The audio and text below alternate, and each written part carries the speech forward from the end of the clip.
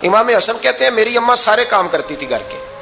अब तो शहजादे हैं ना हमारे बच्चे, काम और बच्ची, यानी बच्ची मेके से वापस आती है तो सबसे बड़ा दुखड़ा ये सुनाती है कि वो काम बड़ा कराते हैं।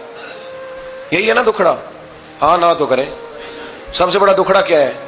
पता नहीं क्या कराते होंगे, हाल नहीं चलवा लेते कहीं, या कुछ चक्की नहीं पिसवा लेते, पता नहीं कौन सा ऐसा काम है। और मैं, आप नाराज ना हो जाना, मैं भी बेटी का बाप हूं, मैं भी बहनों का भाई हूं, मैं भी इस बात को समझता हूं, लेकिन एक बात जहन में रखना कि ये बात नहीं है कोई करने वाली कि सारे बच्ची के माँ बाप जमा होकर पहुंच जाते हैं हमारी बच्ची जी काम बड़े करती है। मसलन क्या करती है, क्या करती है वो? आओ मैं बताऊं मेरे मुस्तफा की बेटी क्या करती थी। मैंने सैकड़ों दफा ये बात की है और मेरा दिल करता है रोजाना करूं, फिर करता हूं। दुनिया में कोई इतना गरीब है जिसकी बेटी इतना काम करे कि हाथों पे छाले पड़ जाए? है कोई इतना गरीब तो उठ के बताए कि मेरी बेटी ससुराल में इतना काम करती है कि छाले पड़ जाते? मैं दिखाता हूं, मेरे रसूल की शहजादी को छाले पड़ जाते। कच्चा मकान, जनाबे फातिमा जनाबे फिजा की लौंडी थी, उनसे मिट्टी मंगाती और घर में लेपा पोती करती, फिर झाड़ू देती। इमाम हसन और हुसैन के दरमियान पूरे साल का फर्क नहीं, 11 महीने का फर्क। दोनों बच्चों को संभालती। जनाबे अली की वालदा हजरत फातिमा बिनते असद बूढ़ी थी, जनाबे फातिमा वो खोल के नौकरी करती कि हजरत फातिमा बोल पड़ती, हजरत फातिमा बिनते असद बोल पड़ती।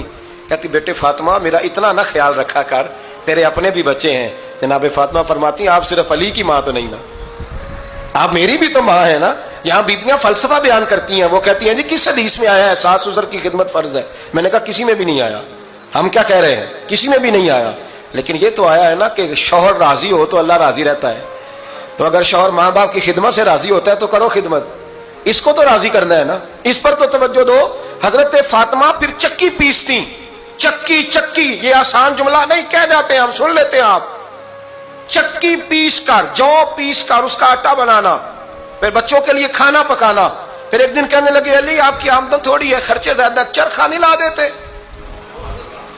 फातिमा क्या करोगी? फरमाया थोड़ा सा सूद बना लिया करूंगी, तुम बेच आया करना।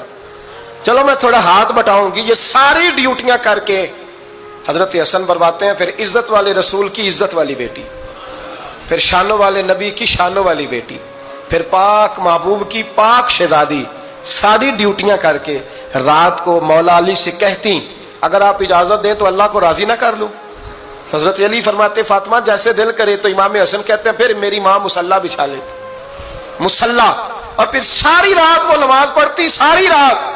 और फरमाते हैं जब सवेरे हाथ उठाती तो पहली दुआ ये करती ऐ अल्लाह मेरे रसूल की उम्मत पे रहम फरमा, ऐ अल्लाह मेरे रसूल की उम्मत पे रहम फरमा। तो कहते हैं जमाने बीत गए ये दुआ सुनते। तो एक दिन मैं करीब गया तो मैंने कहा अम्मी हुजूर कोई दुआ मेरे लिए भी कर दें, कोई हुसैन के लिए भी कर दें, कोई ज़ैनब के लिए भी कर दें। सारी दुआएं उम्मत मुस्तफ़ा उम्मत मुस्तफ़ा उम्मत मुस्तफ़ा। कितना बड़ा जुमला है, कितना बड़ा शेख मुहक्किक ने लिखा है, कितना बड़ा।